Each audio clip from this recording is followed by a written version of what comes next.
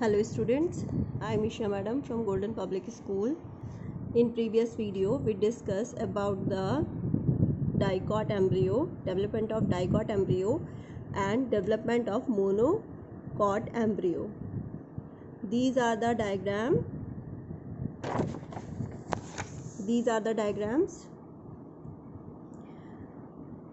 The upper diagram is a typical dicot embryo and this one is for LS of an embryo of grass.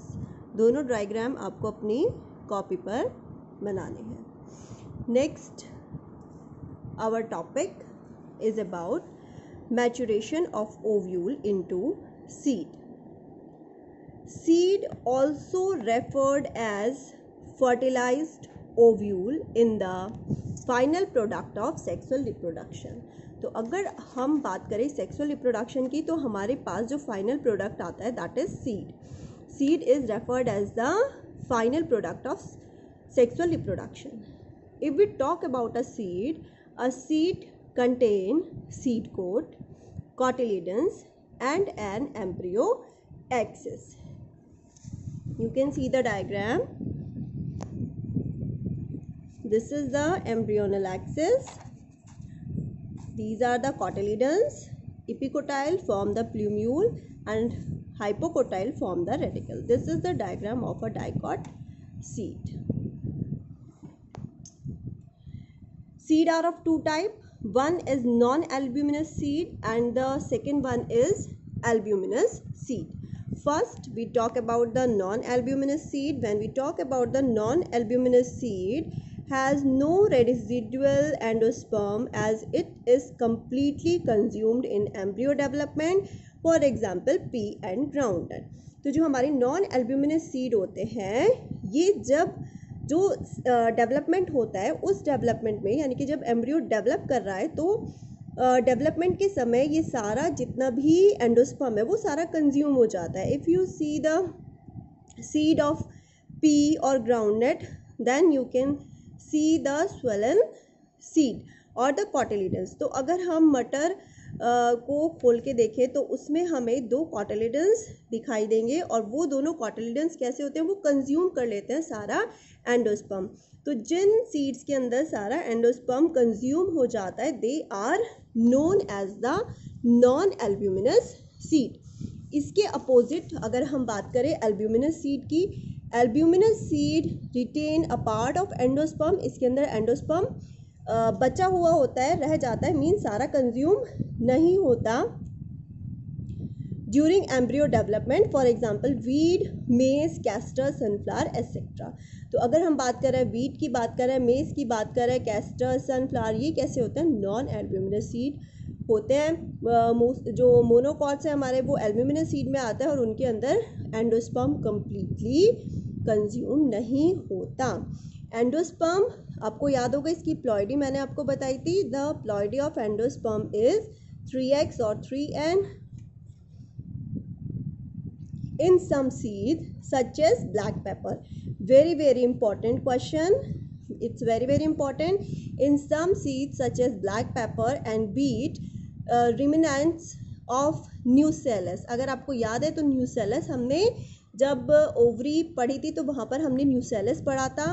और also persistent, और इसको हम क्या बोलते हैं पैरिस्पर्म. मीन्स कि जो हमारा ब्लैक पेपर है और बीट है इसके अंदर न्यूसेलस जो है वो परसिस्टेंट से मतलब होता है कि वो उसके अंदर बचा रह जाता है. आपने देखा भी होगा कि जो हमारा ब्लैक पेपर होता है उसके ऊपर लीफ लाइक स्ट्रक्चर कुछ होती है तो उसको हम क्या बोलते हैं पैरिस्पर्म बोलते हैं. इंटेग्यूमेंट्स ऑफ ओव्यूल्स, इंटेग्यूमेंट्स आपको याद होगा आउटर इंटेग्यूमेंट और inner integument of ovules harden as tough protective seed coat, और वो टफ और प्रोटेक्टिव सीड कोट बनाते हैं. जबकि जो ये हमारा न्यूसेलस होता है ये परसिस्टेंट होता है. ये आपका बहुत इंपॉर्टेंट क्वेश्चन है. In black pepper nucellus is persistent. In which seed nucellus is persistent? The answer is black pepper and the beet. Micropyle, if you remember, micropyle is the opening of ovule from where the pollen tube enter into the embryo sac. तो micropyle remain as a small pore in the seed coat to allow the entry of oxygen and water. तो जो micropyle है वो as a पोर एक small पोर की form में रह जाता है. आपने देखा होगा कि जो हमारे चने होते हैं उनके ऊपर एक सीड एक होल होता है छोटा सा. That hole is represent as micropyle और उस माइक्रोपाइल के थ्रू जो है वो वाटर और ऑक्सीजन जो है वो एंटर करते हैं. During seed maturation it's water content is reduce. जब सीड मैच्योर हो जाते हैं तो उसका वाटर कंटेंट रिड्यूस हो जाता है and seed become relatively dry. और जो सीड होते हैं वो ड्राई हो जाते हैं. मीन्स कि अगर हमें जो राइस है वीट है उनको जब हम स्टोर करते हैं तो हम ड्राई सीड्स उनके स्टोर करते हैं. The general metabolic activity of the embryo slow down. The embryo में enter a state of inactivity called dormancy. Basically dormancy क्या होता है, ये लास्ट ईयर हम डॉर्मेंसी पढ़ के आए हैं. जो हमने हार्मोन वाला चैप्टर पढ़ा था उसमें हमने डॉर्मेंसी पढ़ी थी कि जब सीड जो है वो उसमें से सीडलिंग्स नहीं निकलते तो उस स्टेट को हम क्या बोलते हैं, डॉर्मेंसी. और डॉर्मेंट सीड मीन्स कि अगर हमें वीट को अगर हम स्टोर कर रहे हैं और वो ड्राई नहीं है तो उस पर से सीडलिंग्स निकल आएंगे जो कि जिससे सीड हमारे वेस्ट हो जाते हैं. तो उनको डॉर्मेंट स्टेज में रखा जाता है. That is called dormancy. जब जो एम्ब्रियो है उसमें मेटाबॉलिक एक्टिविटी स्लो डाउन हो जाती है और एक वो इनएक्टिव स्टेट में एंटर कर जाता है. That is known as dormancy. Now we talk about the formation of fruit. Fruits जो है वो हमने 11th क्लास में भी पढ़े हैं. Ovary develop into fruit. Very very important कि जो ओवरी होती है वो डेवलप होती है फ्रूट में.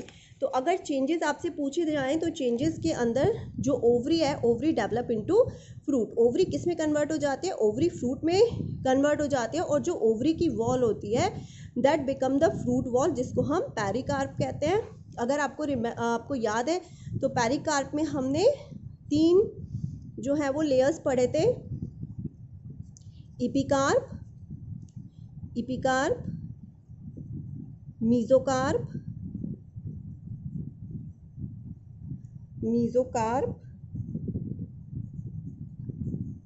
And endocarp. अगर आपको याद है तो हमने ये तीनों कार्प इसके अंदर पढ़े थे, epicarp, mesocarp and endocarp.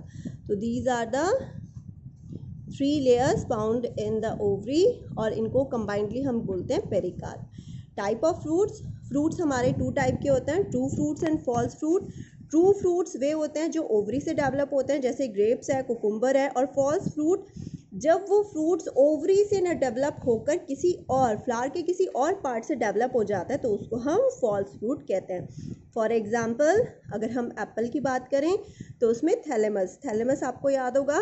Thalamus flower का वो पार्ट है जहाँ पर जो फ्लावर्स के अदर पार्ट्स हैं वो अटैच रहते हैं, उसको हम क्या बोलते हैं, थैलेमस. तो थैलेमस जो है वो एप्पल को फॉर्म करता है, उसके अंदर ओवरी पार्ट नहीं लेती. तो ऐसे फ्रूट्स जिसके अंदर ओवरी पार्ट नहीं लेती ऐसे फ्रूट्स को हम फॉल्स फ्रूट्स कहते हैं. नेक्स्ट आते हैं हमारे parthenocarpic fruit. Again very very important, parthenocarpic fruit. These fruits develop without fertilization. Parthenocarpic fruit के ऊपर हमारा क्वेश्चन आया है 2018 में. पार्थिनोकार्पिक फ्रूट्स कौन से होते हैं, these fruits develop without fertilisation. और इसका एग्जांपल है banana. Parthenocarpy can be induced through growth hormone and such fruit are seedless. जैसे आपने देखा है कि जो बनाना होता है वो सीडलेस होता है और जब हमें बनाना को ग्रो करना होता है तो वो स्टेम हम उसमें लगा देते हैं और विदाउट फर्टिलाइजेशन जो है वो बनाना फॉर्म होता है, इसलिए उसके अंदर सीड नहीं होते. तो ऐसे fruits that develop without fertilization are known as parthenocarpic fruit. The last topic of this chapter is special mechanism of reproduction. Special mechanism of reproduction के अंदर एपोमिक्सिस आता है, आपका पॉलीएम्ब्रियोनी आता है. Both are very very important. जो apomixis है वो हमारा लास्ट ईयर पूछा गया है क्वेश्चन और पॉलीएम्ब्रियोनी भी पूछा जाता है. एपोमिक्सिस और ये जो हमारा स्पेशल मैकेनिज्म रिप्रोडक्शन का इस पर एक्सपेक्टेड होता है कि क्वेश्चन जनरली आ जाता है, तो ध्यान से पढ़ेंगे. पॉलिनेशन और जो ये हमारा स्पेशल मैकेनिज्म ऑफ रिप्रोडक्शन है इसके ऊपर हमारे जो क्वेश्चंस हैं वो शॉर्ट क्वेश्चंस आते हैं. तो apomixis what is the meaning of apomixis is the special mechanism of produce seeds without fertilization. देखिए पार्थिनोकार्पी में फ्रूट डेवलप हो रहा है विदाउट फर्टिलाइजेशन, एपोमिक्सिस में सीड प्रोड्यूस हो रहा है विदाउट फर्टिलाइजेशन।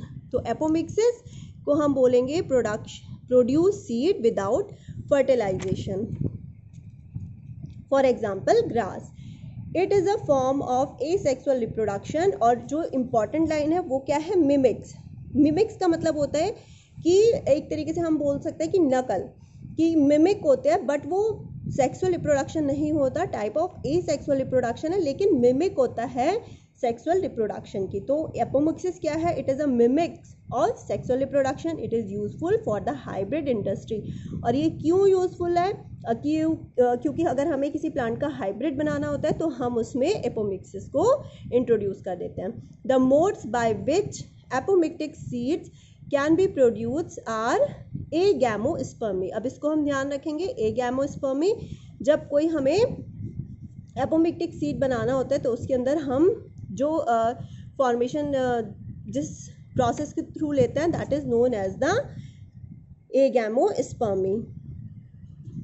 नेक्स्ट आता है हमारा पॉलीएम्ब्रियोनी।